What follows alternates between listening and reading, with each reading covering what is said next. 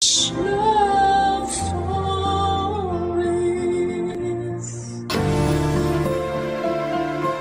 Masarap maghanap buhay kung ang kinikita ay bunga ng pinagpaguran mo. Ngunit kung ang halagang hawak mo ay mula sa panloloko, asahan din ang karmang maaaring dumapo sa iyo. Ikaw kabarangay, ano sa tingin mo ang karma ng ganitong klase ng tao? Dear Papa Dudut, mapagpalang araw po sa inyo at sa lahat ng bumubuo ng Barangay LS. Pati na rin po ang mga nakikinig ngayong araw. Magbabakasakali po ako na mapili at mabasa ninyo ang sulat ko sa mismong araw ng undas. Laking pasasalamat ko po kapag nagkataon. Tawagin niyo na lamang po ako sa pangalang Junie, 29 anyos. Taga-Aklan na po ako ngayon pero nangyari po ang kwento ko noong nakatira ako sa Antique. Lumaki po ako na walang ama. Ang tumayong tatay ko po noon ay yung stepfather ko na si Tito Domeng. Kaya nang mamatay ang nanay ko ay siya na lamang ang naiwan sa akin. Hindi niya ako pinabayaan kahit na hindi naman niya ako kadugo. Aminin ko po agad sa inyo na matatakotin po akong tao. Madali akong magulat at nagbubutil-butil po talaga ang pawis ko kapag nakakaramdam ako ng takot. Mula pagkabata po kasi ay nakakakita ako ng mga ligaw na kaluluwa. Malakas din ang pakiramdam ko tuwing may kakaibang elemento sa paligid ko. Laki ako sa probinsya at marami ng kababalaghan ang naranasan ko na hindi ko pa nakikwento sa iba. Wala rin akong pinagsabihan noon na nakakakita ako ng mga ligaw na kaluluwa. Pero isa lang ang nasiguro ko noon. Bukas ang third eye ko kaya nakikita ko sila. Hindi yun naging madali sa akin dahil madalas akong nasasabihan na maluwag ang tornilyo. Masakit po para sa aking masabihan ng ganon dahil hindi ko naman ginustong magkaroon ng ganitong kakayahan. Kaya naman tuwing natatakot ako, ay tinutumbasan ko na lamang yon ng dasal. Hindi naman ako araw-araw nakakaranas ng kababalaghan pero tuwing nakakakita ako ng isang ligaw na kaluluwa ay binabangungot po ako, Papa Dudut. At noong malaman ni Tito Domeng ang tungkol sa kakayahan ko ay ginamit niya ako sa panggagamot niya. Marami pa rin po kasi noon sa probinsya yung mga naniniwala sa tradisyonal na manggagamot. Sa mga ganong manggagamot lumalapit ang mga tao kapag walang sapat na perang pampaospital. At yun nga po ang naging trabaho ng stepfather ko, Papa Dudut. Noong bata pa ako'y bilib na bilib ako sa kanya sa paniniwalang nakapanggagamot nga talaga siya. Pero nang lumaki na't nakapag-isip ng mabuti ay saka ko lang napagtanto na malaking kalokohan lang pala ang lahat, Papa Dudut.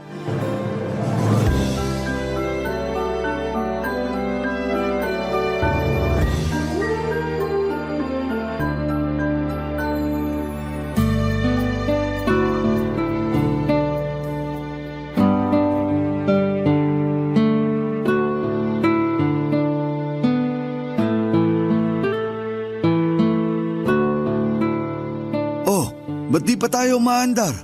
Titingnan ko muna yung gulong, Tito. Flat yata. Ha? Ngayon pa talaga? Pudpud na kasi yung gulong nitong tricycle eh. Sa susunod na linggo ko pa sana balak palitan. Kaso inabutan na ngayon. Paano ngayon yan? Papalitan ko na lang sandali. May dala ka bang ekstrang gulong? May naikarga naman ako sa likod, Tito. Mabuti naman. Bilisan mo na lang.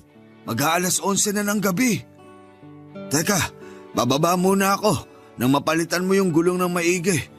Yung mga gamit mo pang ayos, nadala mo rin ba? Lagi lang naman nandito sa likod yon. Buti na lang talaga naisipan kong ikarga tong gulong kanina. Kung hindi, baka dito na tayo magpapalipas ng gabi. Hindi tayo pwedeng magpalipas ng gabi rito, Junie. Bakit naman, Tito? Basta. Nga pala, Tito. Ano ba talagang sakit nung matandang ginamot nyo kanina? Nung matandang babae? Siyempre, nag-imbento lang ako ng sakit. Pero mukhang maayos naman yung kalagayan ng matanda. Dala na lang siguro ng edad kaya nanghihina. Hindi na nga makatayo eh. Ikaw ba naman abuti ng mahigit 80 anyos? Hindi mo ba nakita kanina kung gaano katanda yung Ale? Hindi naman ako pumasok sa bahay nila, kaya hindi ko na nakita yung matanda. Kayo lang naman kailangan dun. Umamin ka nga. Napipilitan ka lang bang sumama sa akin? Paano tayo paniniwalaan ng mga ginagamot ko kung hindi mo ipinapakitang suportado mo ko sa ginagawa ko? Mali naman kasi naman loko tayo ng ibang tao, Tito. Totoong herbal naman yung pinababayaran ko sa kanila. Hindi ko nga lang alam kung magagamot nun yung sakit na meron sila. Pero hindi ko nakasalanan yun. Sila tong may kailangan sa akin. Yun na nga, Tito eh. Kailangan nila kayo kasi wala silang pampaospital. Nagtiwala sila sa inyo. Pero naging katiwa-tiwala ba kayo? Hindi na mahalaga kung nagtiwala sila sa akin o hindi. Hindi ko naman sila gagamutin sa ikalawang pagkakataon. Kung wala akong nagawa para sa kanila sa unang beses na lumapit sila, malamang kukuha na ng panibagong manggagamot yung mga yun. Kaya bakit pa ako mag-aalala? Paano nga kung wala silang makuha? Sa tingin nyo ba, may maitutulong pa yung herbal na ginawa nyo? Nung tinikman ko nga yung laman ng binibenta nyo, oregano lang yung nalasahan ko. Bakit mo kasi tinikman? Siraulo ka pala eh. Ay, bilisan mo na lang dyan ang makauwi na. Junie, kaninong aso yung nasa may likuran mo? Malay ko po, di naman tayo taga rito. Tsaka, anong aso sinasabi nyo? Wala naman ako nakikita. Tumingin ka sa likuran mo. Anak ng, kanina pa ba yan dyan? Bugawin mo. Baka mamaya, hindi lang basta aso yan. Nasa liblib na lugar pa naman tayo. Wala tayong maihingan ng tulong dito. Shoo! Alis! Umalis ka rito! Hoy! Ano ka ba? Hindi naman umaalis eh. Batuhin mo na. Tito, alam niyo namang may ginagawa pa ako rito eh. Kung kayo na lang kaya bumato.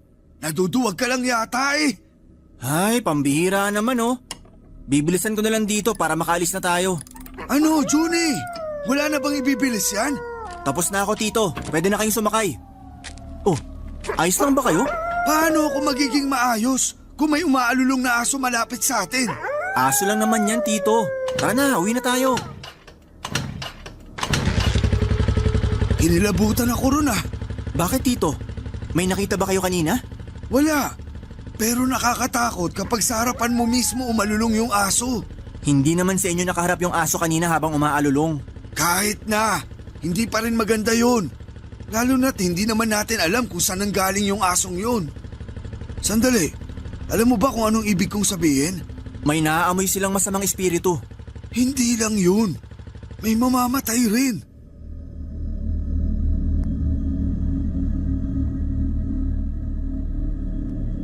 Papadudot kahit nakaramdam ako ng takot ng mga sandaling yon, ay nagpanggap na lamang ako kay Tito na hindi apektado sa mga nangyari. Ang totoo po kasi ay may nakita akong binata, siguro ay mga 18 o 19 years old siya, kung saan mismo nakaharap yung asong kalye. Kahit na hindi ko titigan ay alam kong isa na naman yung ligaw na kaluluwa. Dahil sa aming dalawa ni Tito ay ako lamang ang nakakakita ng mga ganon. May pamahiin kaming pinapaniwalaan tuwing may umaalulong na aso. Meron daw itong nakikitang masamang espiritu o di kaya'y may mamamatay. At sa pagkakataong yon ay kami lang naman ni Tito ang magkasama, kaya ganon na lamang ang kabang naramdaman ko. Dahil sa nangyari ay hindi na naman ako nakatulog ng maayos sa pag-uwi namin. Pasado 12:00 na noon nang lumabas ako ng bahay para manigarilyo. Nakapatay na lahat ng ilaw sa bahay at hindi na ako nag-abala pang buksan dahil wala naman sana akong balak magtagal sa labas.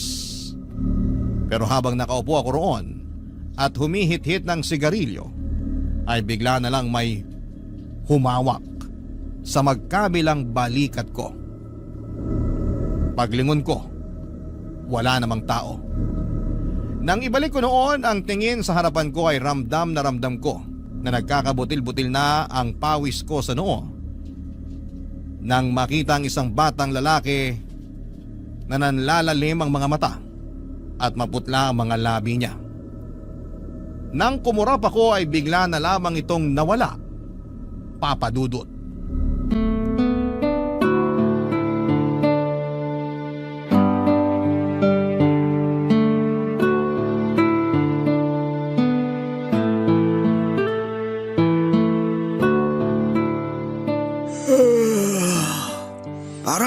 inaantok ka? Hindi ka ba nakatulog ng maayos kagabi? Naalimpungatan kasi ako kagabi. Ang ingay ng mga aso ng kapitbahay. Tahol ng tahol. Hindi naman siguro tayo sinundan ng asong nakita natin kagabi, no? Si Tito talaga. Di makamove on dun sa aso. Huwag niyo na kasing isipin yun. Hindi naman tayo sinundan ng aso. Kung sumunod yun at humabol sa atin, dun kayo matakot. Baka aswang na yun. Oh, bakit tawang-tawa ka dyan? Parang di ka duwag ah. Saka alam mo namang mapamahiin akong tao. At ikaw, alam kong naniniwala ka rin sa multo. Kaya huwag ka nang magtapang-tapangan dyan. Mag-almusal na lang tayo, Tito. Tapos na ako, kanina pa. Kumain ka na dyan. Naglaga ako ng kamote at itlog para sa almusal. Ayusin mo yung sarili mo. Hindi pwedeng paantok-antok ka sa pupuntahan natin mamaya. Tito, baka naman pwedeng mamasada na lang muna ako. Kayo na lang pumunta ron sa gagamutin nyo. Hindi naman ako kailangan dun eh. Kayang-kaya nyo na yun. Ano? Seryoso ka ba? Hindi pwede. Walang maghahatid sa akin papunta ron. Kung gusto nyo, ihahatid ko na lang kayo. Pero hindi na ako sasama sa inyo sa panggagamot. Bakit? Ayaw mo na ba akong tulungan? Hindi naman sa ganon, Tito. Hindi na kasi kaya na konsensya ko yung ginagawa nyo. Hindi naman talaga kayo nakakapanggamot eh. Yang bibig mo! Baka may makarinig sa'yo. Pwede namang manghilot na lang kayo. Bakit kailangan nyo pang magpanggap bilang manggagamot? Kasi doon ako madaling magkakapera. Maraming taga rito sa atin na naniniwala pa rin sa mga katulad ko.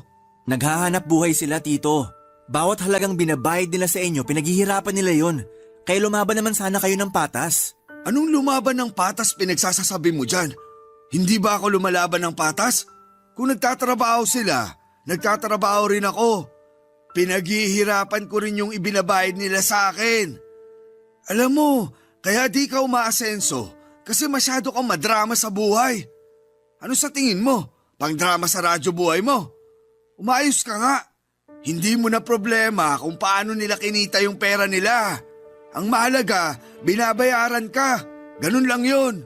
Kung hindi mo titibayin yung sikmura mo, magugutom ka talaga. Maraming paraan para kumita nang hindi ka nanloloko ng mga tao, Tito. Ginusto niyo lang talaga yung ganyang gawain, kaya nakasanayan niyo na. Tigilan mo na nga yan. Huwag mo na akong pangaralan. Mag-asikaso ka na. Sasama ka sa akin mamaya. Sabi ko ho, ihahatid ko na lang kayo mamaya. Susunduin ko na lang kayo kapag pauwi na. Tawagan niyo na lang ako. Bakit ba ang tigas ng ulo mo? Kailangan nga kita ron. O sige, sasama ako. Pero magkalinawan po sana tayo. Yun na yung huling beses na sasama ako sa inyo. Kasi sa susunod na pilitin nyo pa akong sumama, mapipilitan na akong sabihin sa mga ginagamot nyo na peke kayong manggagamot. Kung marunong kang tumanaw ng utang na loob, hindi mo gagawin yan sa akin. Pwede naman akong tumanaw ng utang na loob sa ibang paraan. Pero hindi sa gusto nyo, Tito. Kapakanan nyo lang din naman ang iniisip ko eh. Paano kung malaman ng mga nagpapagamot sa inyo na hindi naman talaga nakakatulong yung ginagawa nyo? Paano kung karmahin kayo sa panloloko nyo sa kanila? At yung pinakamalalang pwedeng mangyari, paano kung may mamatay ng dahil sa inyo? At bakit naman may mamamatay ng dahil sa akin? Maiintindihan nyo rin yung sinasabi ko pagdating ng araw, Tito. Pero sana, hindi na tayo umabot sa puntong yon.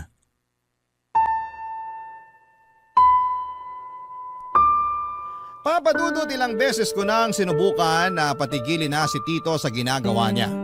Tuwing may inilalapit sa kanya na may lagnat o pananakit ng katawan, ang matik na sinasabi niya ay napaglaruan daw ng elemento. Minsan naman ay sinasabi niyang may nagbabantay na kaluluwa at doon niya ginagamit ang kakayahan ko. Sinasabi niya na may nakikita akong kaluluwang gumagambala sa kanila kahit na ang totoo ay wala naman talaga. Dahil kung meron man ay hindi na kakailanganin pang magsinungaling ni Tito. Tuwing sinasabi ko sa kanya na ayoko nang sumama sa panggagamot niya ay ginagamit niya ang utang na loob ko sa kanya para hindi ako makawala. Batid ko na may sarili naman akong pag-iisip at kaya ko nang magdesisyon para sa sarili ko, Papadudot. Pero hindi ko naman siya magawang iwanan dahil wala na siyang pamilya o malapit na kamag-anak doon sa lugar namin. Hanggang isang araw ay hindi ko akalain na aabot na rin si Tito sa puntong pati mga taong malapit sa amin ay biniktima na rin niya para sa pera. Nagkasakit noon, Papadudot, ang nanay ng kaibigan ko. Naging magkaklase kami ni Chito noong high school at magkapitbahay lang din kami. Dahil ilang araw nang masama ang lagay ng nanay niya, ay nagpasya na siyang lumapit kay Tito Domeng sa pag-aakalang may maitutulong ito sa kanila para gumaling. Barangay Love Stories. Barangay Love Stories. Papa Dudut, hindi ako kasama ni Tito noong ginagamot niya ang nanay ni Chito. Kahit anong kasing pilit niya ay namasada na lamang ako. Pero bago niya puntahan ang nanay ng kaibigan ko ay sinabihan ko na si Chito na sa ospital na lamang dalhin ang kanyang ina para makasigurado. Pero dahil walang sapat na pera ay nagbaka sakali siya sa kakayahan ni Tito Domeng.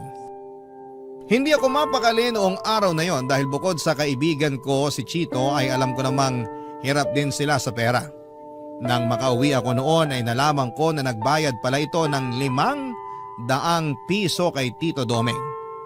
Tinanong ko siya kung ano ang ginawa niya sa nanay ni Chito at ang sinabi niya lang daw ay may nagambalang elemento ang nanay ng kaibigan ko. Nagbigay lang siya ng pangontra at herbal na hindi naman talaga makakatulong sa kalagayan nito noon. Umasa ang kaibigan ko na magiging mabuti na ang kalagayan ng nanay niya at hindi na kakailanganin pang dalhin sa ospital. Pero ilang araw lang ang lumipas ay pumanaw ito. Huli na nang malaman ni Chito ang sakit na ikinamatay ng nanay niya at hindi ito naagapan. Sinisi niya si Tito Domeng sa panloloko nito sa kanila, kaya ang nangyari ay sinugod kami sa bahay, Papa Dudut.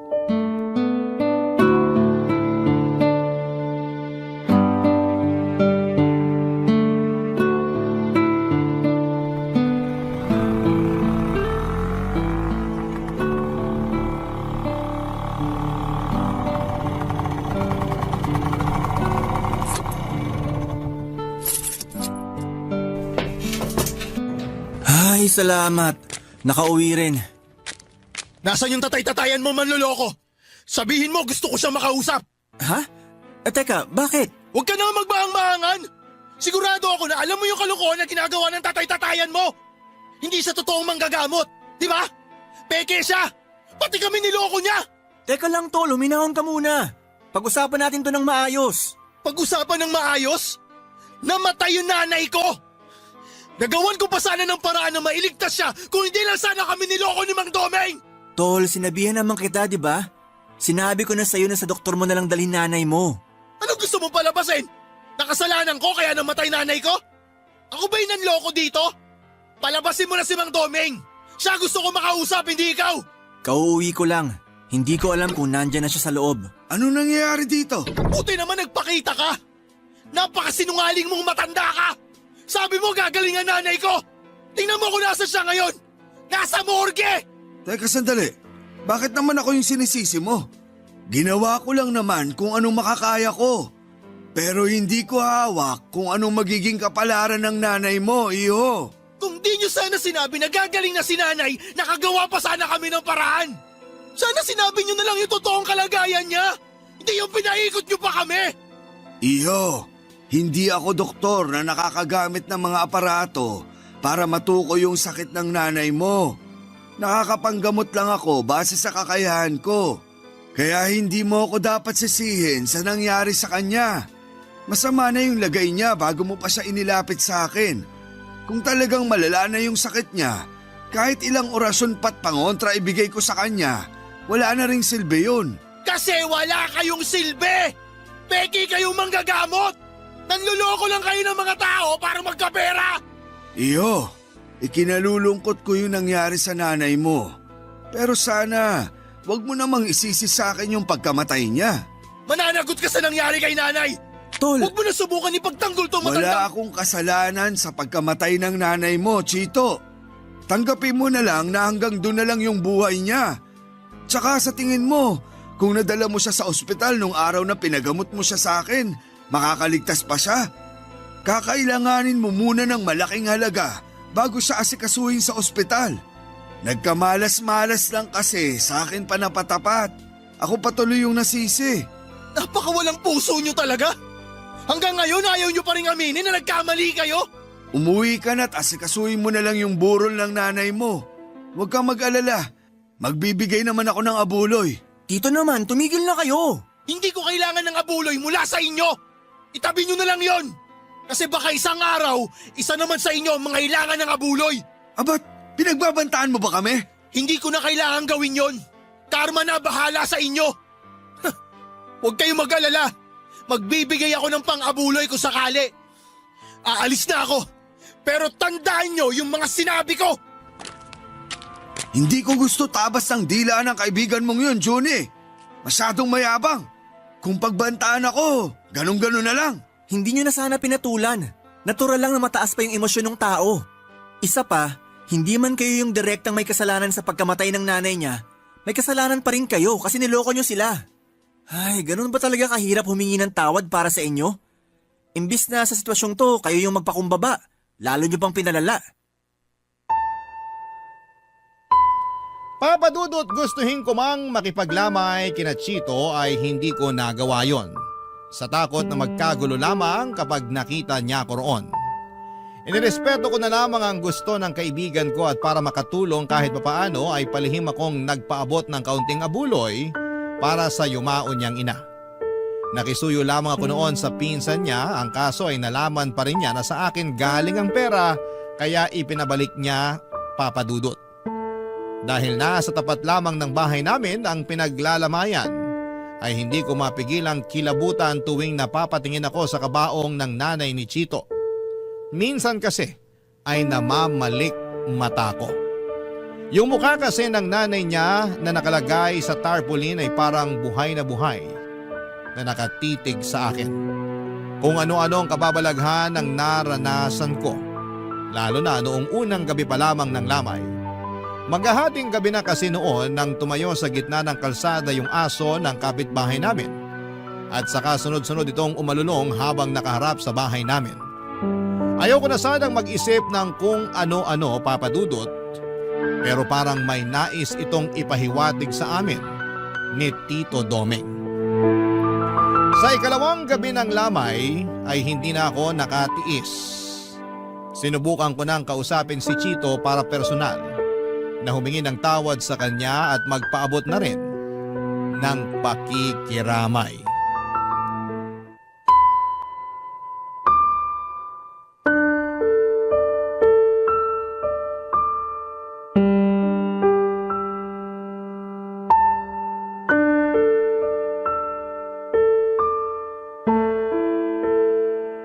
Tol, pasensya ka na. Dumiretso na ako rito sa bakuran nyo. Di ba sabi ko sa'yo ayoko makita pagmumukha mo dito? Ano yan? Naguhugas kamay ka ngayon? Tol, hindi. Gusto ko lang talaga makiramay. May pinagsamahan naman tayo eh. Kung ano man yung nagawa ni Tito, hindi naman ako kasama ron. Pinigilan ko rin naman siya eh. Ikaw rin, pinigilan kita. Ano ngayon gusto mong gawin ko? Pasalamatan ka?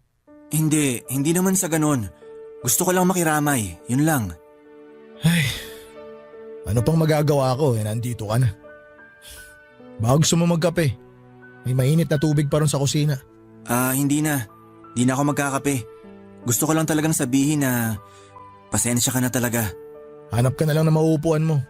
Konti pa lang naman yung tao dito sa lamay. Sige, pero baka kailangan mo rin ng tulong. Kahit tagabigilan ng kape o biskwit, pwede ako. Huwag ka mag-alala. Hindi naman ako mag-uuwi. Huwag na. Huwag ka na mag-abala. Kaya ko na to. O sige, ikaw bahala. Magkalinawan lang tayo Hindi porkit hinahayaan kita rito, pwede na rin pumunta rito yung tatay-tatayan mo. Magkakagulo talaga kami pag nakita ko siya rito. Mukhang hindi naman talaga siya pupunta kung sakali. Tol, pwede ko bang silipin si tita? Pwede naman. Sige, sumilip ka. Grabe, nakakagulat talaga itong nangyari kay tita. Ang lakas-lakas pa niya nung nakaraan. Binibiro pa nga niya ako tuwing nakikita niya akong dumaraan eh. Hindi kasi nagsasabi si nanay na may nararamdaman na pala siya. Sana may nagawa man lang ako para sa kanya. Ayaw lang siguro ni tita na maging pabigat sa'yo, kaya hindi niya sinabi. Ano nga palang sakit niya? Pancreatic cancer.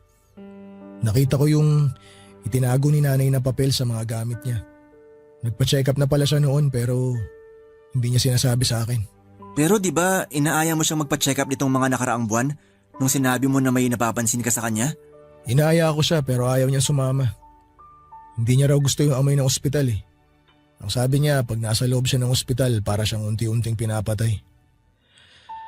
Ay, kaya naman pala niya nasabi yun kasi nanggaling na siya ron. Naalala ko yung araw na yun. Maghapon siyang nawala. Tapos ang sabi niya lang, naghahanap siya ng pwedeng pasukan bilang kasambahay. Talagang ayaw niya na nag-aalala ka. Kaya kahit nahihirapan na, hindi pa rin nagsasabi. Tama ka. Ayaw niyang mamroblema pa ako sa gastusin. Hindi ko rin kasi alam kung saan ko kukunin yung pera kung sakali. Pero sakit-sakit sa parte ko. Nawala man lang akong nagawa para dugtungan yung buhay ng nanay ko. Kasalanan ko to eh. Kasalanan ko rin kung bakit namatay si nanay. Huwag mo nang sisihin yung sarili mo. Wala na tayong magagawa. Wala na siya eh. Ipagdasal na lang natin yung kaluluwa ni... Tol, bakit? Nanay mo, nandito siya. Ano? Seryoso ka? Sinabi ko naman sa'yo noon na nakakakita talaga ako ng mga ligaw na kaluluwa, di ba? Huwag ka mag-alala. Hindi kita niloloko. Pero bakit nakikita mo siya rito? Kaya mo ba siyang kausapin? Nakikita ko lang siya. Pero wala akong kakayahan na kausapin siya. Sa tingin mo, galit ba sa akin nanay ko? Hindi ko masasabi. Ha? Namatay yung kandila. Siya ba may gawa nun? Teka, kumalma ka nga. Maraming nakikipaglamay ngayon. Baka matakot mo sila. Paano ako kakalma kung alam ko nandito yung kaluluwa ng nanay ko? Tapos namatay pa yung kandila. Anong ibig sabihin nun? Ipinaparamdam lang niya na nandito siya. Wala naman siyang intensyon na takutin tayo. Nandito pa rin ba siya? Oo. Nasa tabi mo. Tol naman! Huwag mo naman akong takutin ng ganyan. Totoo yung sinasabi ko. Pero hindi mo naman kailangan matakot. Si nanay talaga oh.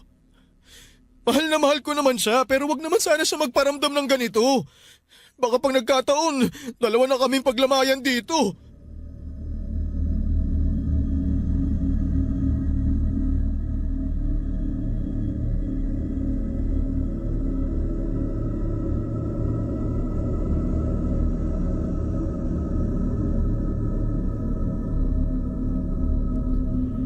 Papadudot, nagtaka po ako noon dahil noong yung kaluluwa ng nanay ni Chito ang nakita ko ay hindi ako nito dinalaw sa panaginip ko. Sa katunayan, iyon pa lamang ang unang pagkakataon na nakatulog ako ng maayos matapos makakita ng kaluluwa ng yumao. Tungkol naman kay Tito Doming, kahit nalaman niya na wala na ang nanay ni Chito ay hindi man lang siya humingi ng tawad at hindi pa rin siya tumigil sa panggagamot niya. May iba na namang gumaling sa tulong niya pero yon ay dahil simpleng lagnat lamang talaga ang sakit nila at wala ng sintomas ng iba pang mga sakit. Pero bukod sa nanay ni Chito ay may nabanggit sa akin si Tito na may isa sa mga ginamot niya ang tuluyan ng namaalam. Ang malala doon, hindi pa rin siya nakonsensya sa ginawa niya. Papadudot, hindi ko alam kung bakit napakabigat ng pakiramdam ko nang umuwi sa bahay ni Tito matapos niyang ibalita na namatay yung matanda habang dinadasalan niya. At kaya ginabi siya ng uwi ay dahil may dinaanan pa siyang lamay ng gabing yon. Pagkagaling sa lamay ay diretsyo na agad siya pauwi sa bahay at hindi na naisipang pang magpagpag, dala ng kalasingan. Pero ang hindi ko alam, bukod sa pagsuway niya sa pamahiin tuwing may lamay, may isa pa pala siyang ginawang kalokohan na hindi ko akalain na magagawa niya ng mga panahong yon, Papadudot. Barangay Love Stories. Barangay Love Stories. Papadudot, ng minsang umuwi si Tito ay nagtaka ko kung bakit may mga dala siyang pagkain. Noong tinanong ko siya kung saan galing yon, ang sabi niya lang ay bigay lang daw yon ng mga ginamot niya. Binigay lamang bilang pasasalamat. Pero syempre hindi ko siya nagawang paniwalaan dahil malakas talaga ang pakiramdam ko noon na may ginawa na naman siyang kalokohan. Ilang araw lang mula nang mapansin ko yung mga dalang pagkain ni Tito Doming ay nalaman ko na nagsusugal na rin pala siya sa mga pinupuntahan niyang lamay, kung saan na siya nakakarating noon dahil sa kaadikan niya sa pagsusugal. Hindi lang yon ang ginawa niya. Inamin niya rin sa akin na noong natalo na siya sa sugal ay natukso siyang kumuha ng pera sa mga abuloy doon mismo sa tabi ng kabaong noong pinaglalamayan. Naggalit ako sa kanya. Sa halip kasi na magtino siya dahil sa nangyari sa nanay ni Chito ay lumala pa siya at umabot pa nga sa puntong ultimo patay ay nagiging biktima na rin niya. Pero ang mas inaalala ko po noon ay yung nalabag ni Tito ang pamahiin sa patay. Bukod sa hindi siya nagpapagpag, nag-uwi rin siya ng mga pagkain galing sa lamay pati na rin yung perang kinuha niya mula sa abuloy.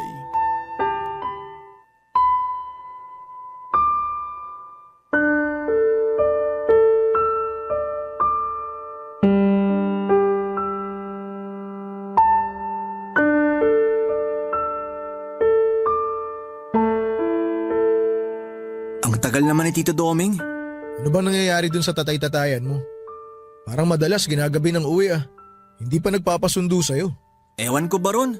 Hindi na nga ata ng gagamot kasi nakahanap na ng bagong libangan. Bakit? Ano na naman naisip niyang gawin? Ayun, naadik na sa pagsusugal sa lamay. Pati abuloy dun sa patay, pinapakailaman niya raw pag natatalo siya. Nakakahiya tuloy dun sa pamilya ng pinaglalamayan. Di ko rin maintindihan niya si Mang Doming. Ayos naman siya nun eh.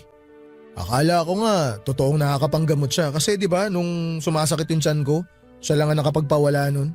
Dahil siguro yun sa herbal na pinainom sa'yo. Teka, matagal mo na bang alam yung modus niya? Hindi, kailan ko lang din nalaman na peke pala siya. Paano mo nalaman? Ay, ayoko na pag-usapan. Ako kasing nahihiya para kay Tito. Sige na, sabihin mo na. Wala na rin namang mawawala. Nalaman ko yon nung ako naman yung nagkasakit. Ayaw niya akong gamutin. Namimilipit na ako noon sa sakit ng tiyan. Kasi alam niyang hindi ka niya magagamot.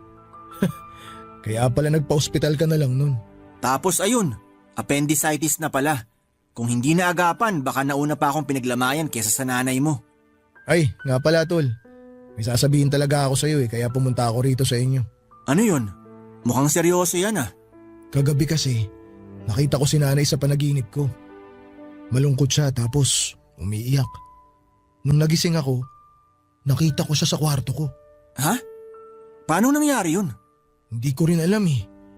Basta nakita ko si nanay. Sigurado akong siya yun. Kung ganon, nakakakita ka na nga. Tol, hindi naman ako bulag. Sira, nakakakita ng mga kaluluwa yung ibig kong sabihin. Alam ko naman, binibiro lang kita. Masyado ka kasing seryoso eh. Pero seryoso nga, pareho na tayo? Hindi ko pa sigurado yan. Si nanay pa lang naman yung nakita ko. Ay, baka naman guni-guni mo lang yun kasi mismo na yung nanay mo. Tol, sigurado ako sa nakita ko. Akala ko nga nananaginip pa rin ako nun eh. Pero kahit nakailang kurot na ako sa sarili ko, totoo pala talaga. Ibig sabihin bukas na rin yung third eye mo. Ay, good luck sa'yo. Bakit? Yun kasi yung dahilan kaya madalas akong binabangungot. Buti na lang laging nagigising si Tito Doming pag naririnig niyang sumisigaw ako. Pero minsan kusa naman ako nagigising. Kaya iniisip ko na lang na baka hindi ko pa talaga oras. Masamang damo ka kasi, kaya hindi ka pa natutuluyan. Bakit ikaw? Anong klaseng damo ka ba? Tito, akala ko mamaya pa kayo. Kaya ba nagpatuloy ka ng busita rito? Tito, hindi naman pumunta rito si Chito para makipag-away sa inyo. May pinag-uusapan lang kami. Wala akong pakialam sa pinag-usapan yung dalawa. Hoy Chito, umuwi ka na ron sa inyo. Tito, wag naman kayong ganyan Tol, kay Chito. ayos lang. Alis na ako. Sige tol, pasensya na. Ayos lang. Itong tatay-tatayan mo yung mukhang hindi maayos. Baka nilaan mo na ng konsensya niya. Tanggap niya na Dr. Kwakwak siya. Bastos ka! Umalis ka na rito! Pag di ako nakapagpigil, baka bambuhin ko yung mukha mo! Pasalamat kayo, Mang Doming. Dahil kaibigan ko tong anak-anakan nyo. Kasi kung hindi, sisiguraduhin ko na kayo naman yung paglalamayan dito sa bahay nyo.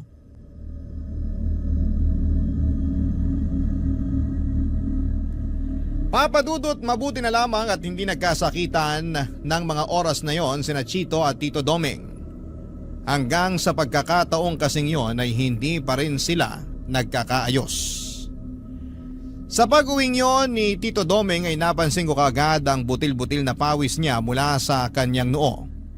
Pati na rin sa ibang parte ng kanyang katawan. Parang pagod na pagod siya. Nang tanungin ko siya ay sinabi niyang masama raw ang pakiramdam niya. Hanggang sa nauwi na nga sa trangkaso ang sama ng pakiramdam ni Tito.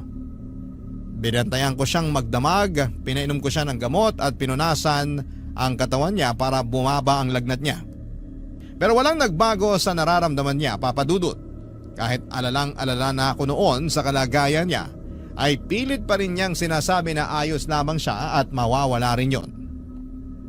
Pero makalipas ang 1 linggo, hindi pa rin bumababa ang lagnat ni Tito Doming. Ang pinagtataka ko lamang noon ay tinubuan na rin siya ng malalaking butlig sa katawan. Nagtutubig po yun at kapag pumutok na ay nagiging sugat naman. Batid kong nahihirapan na noon si Tito kaya sinabi ko na sa kanyang dadalhin ko na siya sa ospital. Pero hindi po siya pumayag. Ang katwiran niya ay wala rin naman kaming pampaospital at ayaw niya ring may iba pang makaalam tungkol sa kalagayan niya. Pinagbigyan ko naman siya pero habang tumatagal ay napapansin ko rin ang paglaki ng kanyang tiyan. Hindi ko po noon maintindihan kung anong nangyayari kay Tito kaya humingi ako ng tulong sa ibang mga kakilala namin. Pero noong dadalhin na namin siya sa ospital ay saka naman siya binawian ng buhay. At sa unang gabi ng lamay niya ay may nangyari na kababalaghan.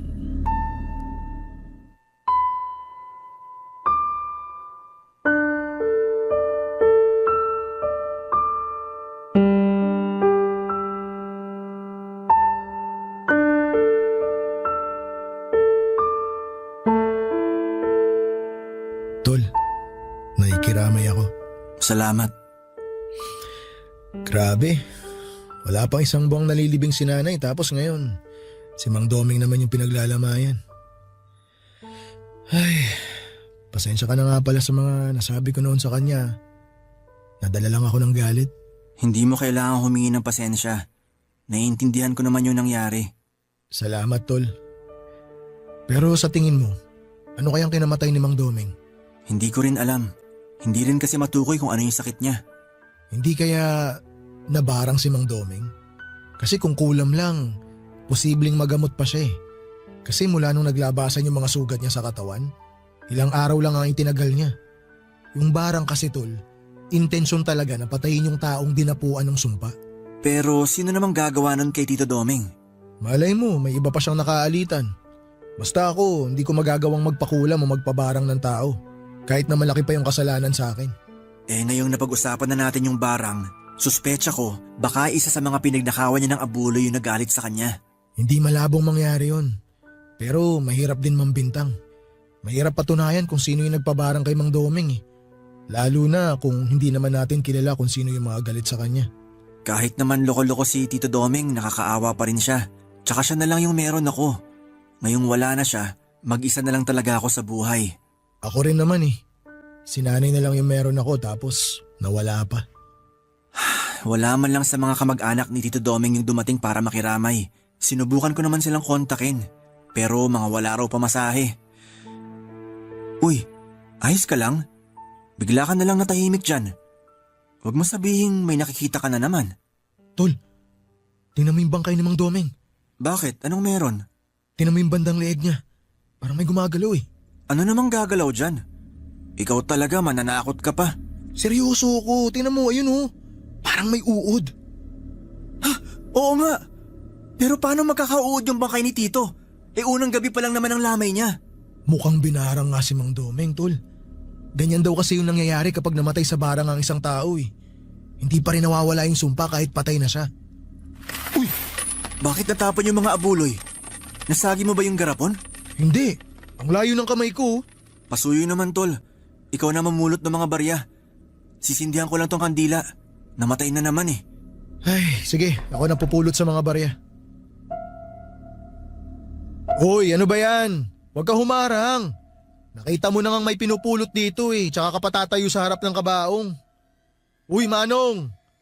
Pwede po bang umatras muna kay sandali? Pupulutin ko lang tong mga barya oh. Uy, sinong kausap mo dyan? Yung Manong na nakatayo dito sa... Ha? Mang Doming! Tol! Nandito siya! Tol! Ano? Nakikita mo rin ba siya? Oo, nakikita ko rin siya. Pero huwag ka na magpahalata. Tayo lang yung nakakakita sa kanya. Baka matakot yung mga tao dito sa burol kapag nalaman nilang nakikita natin yung kaluluwa ng pinaglalamayan. Pero... Sige na nga. Grabe naman oh. Bakit nagpapakita sa akin si Mang Doming? Hindi naman ako yung nagpabarang sa kanya. Nakita ko rin naman yung nanay mo nung burol niya. Teka, kilala mo ba yon? Sino? Ayun oh, yung binata na nakatayo ron sa may poste. Kanino ko pa siya napapansin na nakatingin dito. Akala ko naman kanina napatingin lang. Pero paglingon ko nandun pa rin siya. Hindi umaalis. Oo nga no. Titig na titig siya sa kabaong ni Mang Doming. Hindi kaya kamag-anak niya yan? Wala siyang kamag-anak dito. Eh sino yun? Hindi ko nga alam. Kaya nga tinanong kita. Ha, tol! Nawala yung binata. Teka, saan naman pumunta? Ewan ko. Ang bilis na wala eh. Tumingin lang ako sa isang sandali. Paglingon ko, wala na siya. Hayaan mo na. Baka napadaan lang. Baka nga.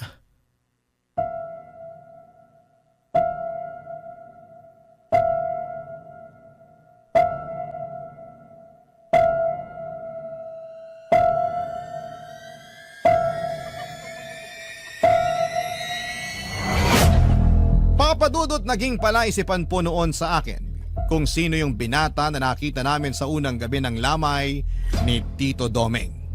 Hindi na rin naman ako nagkaroon ng pagkakataong makausap ito dahil bigla na lamang itong nawala sa kanyang pwesto. Kung saan namin siya nakita ni Chito. Pero nang makapag-isip-isip ako noon, saka ko lang napagtanto kung bakit biglang nawala yung binata. Saka ko lang kasi napagkonekta na yung nakita ko sa lamay ay yung matandang nakita ko noong nasiraan kami ng tricycle ni Tito Doming ay iisa lamang. Kung sino man siya at kung bakit siya sa akin nagpapakita ay hindi ko po talaga alam. 3 gabi lang na binurol si Tito Doming at hindi ko na yon pinatagal dahil kakaunti lang naman ang pumupunta sa lamay. Siguro ay dahil nabalitaan na rin nilang peking manggagamot si Tito.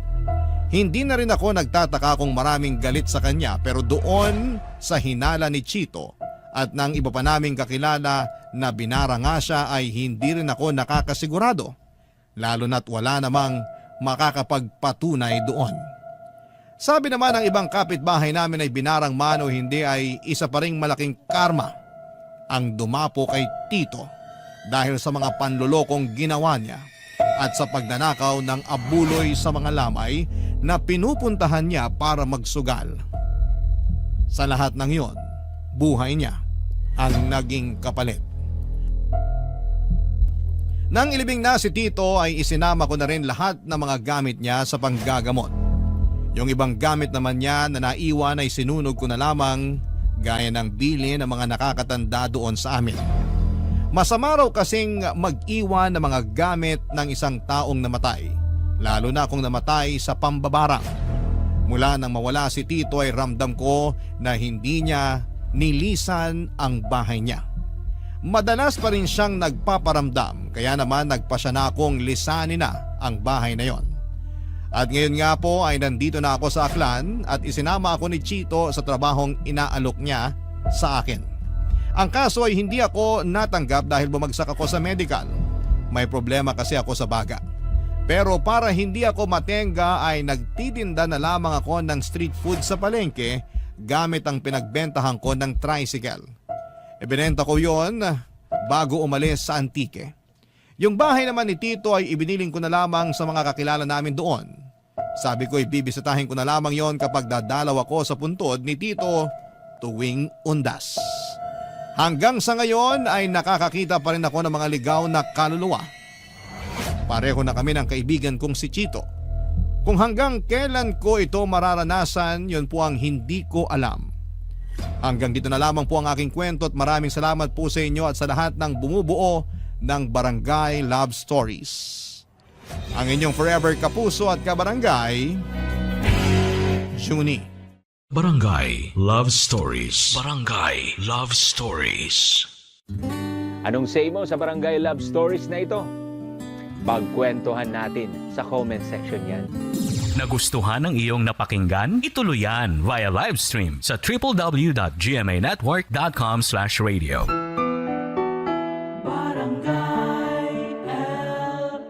In Mega Manila, 97.1. Forever.